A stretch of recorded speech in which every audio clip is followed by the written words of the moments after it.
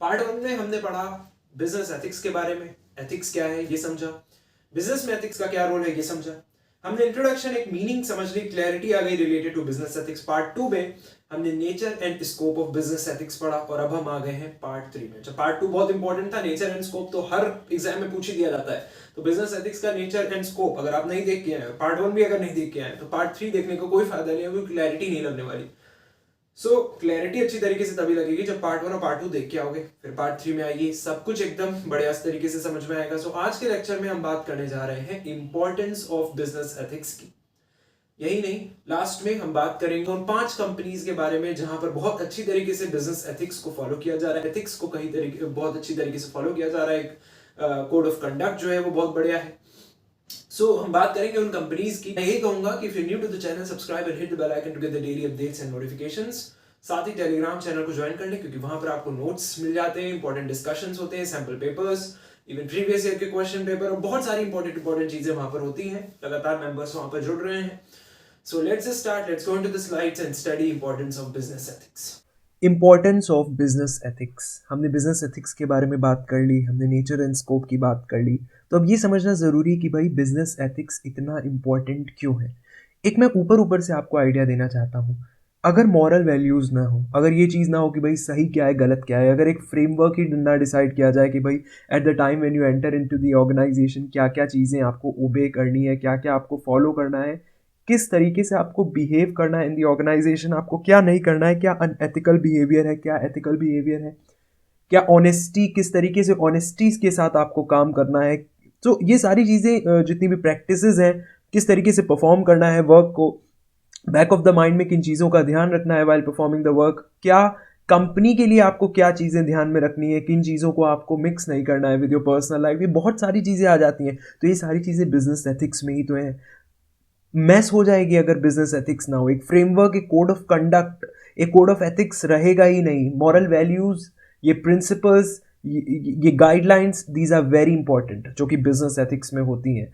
Clarity आपको तभी लगेगी जब आप लेक्चर 1 और लेक्चर 2 पढ़ के आओगे, क्योंकि दोबारा मैं बिजनेस एथिक्स पर वापस से नहीं जाना चाहता। उसमें मैंने बहुत डिटेल में बताया है कि भाई है क्या, लेक्चर 1 खासकर, तो वो पढ़ के आइए। दोबारा से मैं बिजनेस एथिक्स नहीं बताना चाहता, नहीं तो अल्टीमेटली वीडियो जो है लंबी हो जाएगी, वो मैं नहीं करना चाहता। Let's start. इंपॉर्टेंस क्या है पहली बिजनेस एथिक्स की? Stop business malpractices. कि भाई बिजनेस एथिक्स जो है ये हेल्प करती है in in stoppage of business malpractices. जो भी बिजनेस में फ्रॉड हो सकता है, अनफेयर ट्रेड प्रैक्टिसेस हो सकती हैं, ब्लैक मार्केटिंग कि भाई ब्लैक मनी को तुम वाइट में कन्वर्ट कर रहे हो, आर्टिफिशियल हाई प्राइसिंग, तुम प्रोडक्ट का प्राइस कुछ और है बट आर्टिफिशियली तुम प्रोड्यूस कर रहे हो, प्राइस को कुछ और दिखा रहे हो, एडल्ट्रेशन कर रहे हो, तुम सेलिंग कर रहे हो डुप्लीकेट प्रोडक्ट्स की। तो ये सारी चीज़ें जो बिजनेस में मेल प्रैक्टिसेस हैं, इनके लिए, इनको स्टॉप करने के लिए, इन पर कंप्लीटली रोक लगाने के लिए बहुत ज़रूरी है आपकी business ethics. So one of the importance of business ethics यही है कि ये बिजनेस में होने वाली मेल प्रैक्टिसेस से कहीं ना कहीं निजात दिलाती है, स्टॉप करती है इन मेल प्रैक्टिसेस को। ये ना हो तो सही गलत का डिफरेंस ही लोगों को नहीं पता होगा, तो लोग गलत ही करेंगे। फिर सही की तरफ आदमी बहुत कम चलता है। अगर उसे सही और गलत का डिफरेंस पता होगा, डिस्क्रिमिनेशन, तो वो अल्टीमेटली ये समझ पाएगा कि ये सही चीज़ है, तो मैं सही राह पर बढ़ूँ। So stop business malpractices, this is the first importance of business ethics. दूसरा, ये बिजनेस के सर्वाइवल के लिए बहुत इंपॉर्टेंट है। क्यों इंपॉर्टेंट है बिजनेस के सर्वाइवल के लिए? It is compulsory for the survival of business.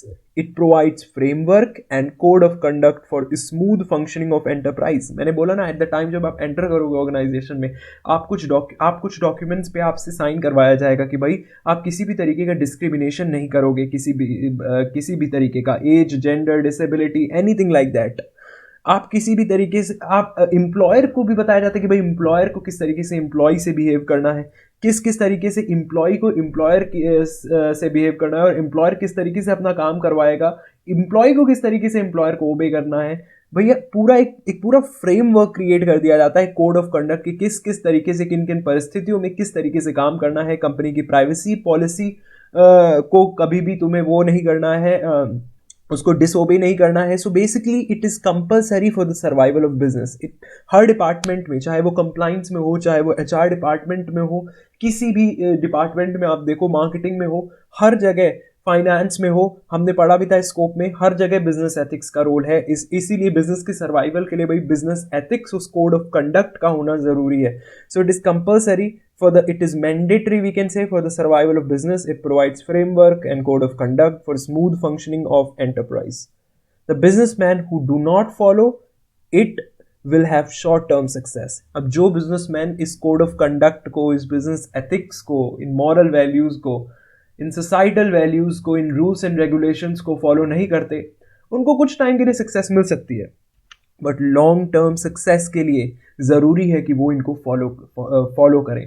सो कुछ टाइम के लिए सक्सेस मिलेगी, but they will definitely fail in the long run, as you can C.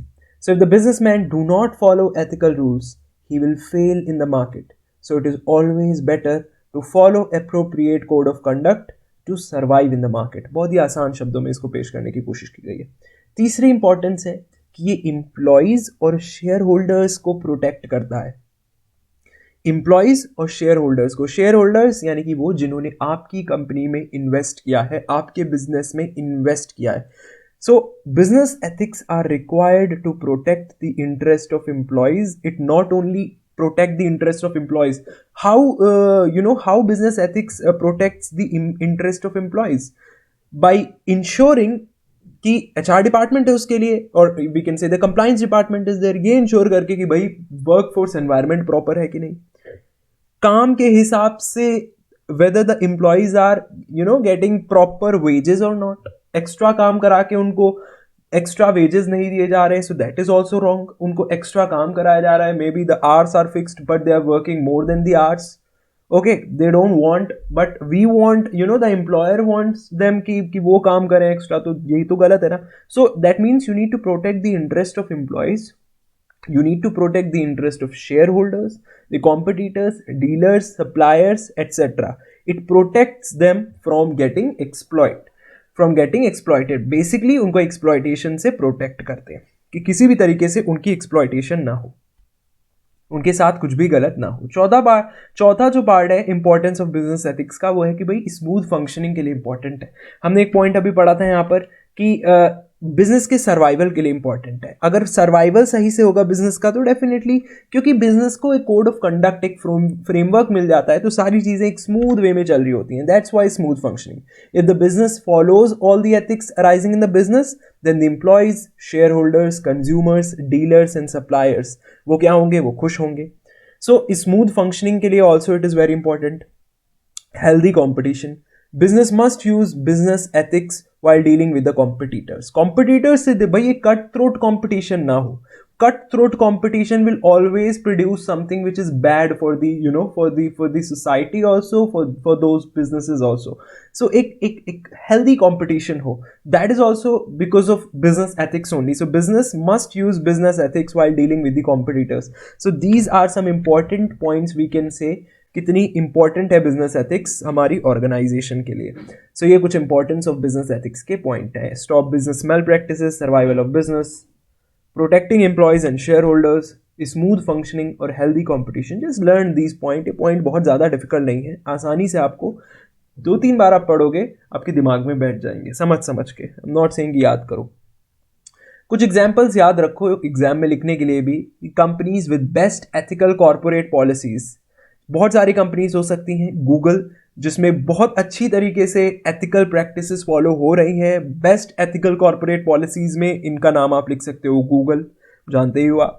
Microsoft, Intel, Tata steel, TCS इस बारे में बहुत फेमस है, अपने एम्प्लॉयज़ को कई तरीके के बेनिफिट्स देती है, बहुत सारे बेनिफिट्स देती है उनको एम्प्लॉय वेलफेयर के लिए। Wipro limited. So these are some companies, बहुत सारी हो सकती हैं, but these are some companies, these are the 5 companies जो मैं कहूँगा बेस्ट एथिकल कॉर्पोरेट पॉलिसीज़ को फॉलो कर रही हैं। सो आई होप आपको आज का ये लेक्चर समझ में आया होगा। So thank you so much for watching. और once again I would say कि भाई अगर आप चैनल में नए हैं, चैनल को सब्सक्राइब करें, बेल का आइकन दबा दें ताकि आने वाली कोई भी वीडियो आप मिस ना करें। यू जस्ट हैव टू, देखो हाथ दिख रहा है ना, तो भाई बस बेल के आइकन को आपको दबाना है टर्न, और भाई नोटिफिकेशंस जो हैं वो आपको हर वीडियो में आने लगेंगे। ऑल द वेरी बेस्ट, मिलते हैं नेक्स्ट वीडियो में, टेक केयर।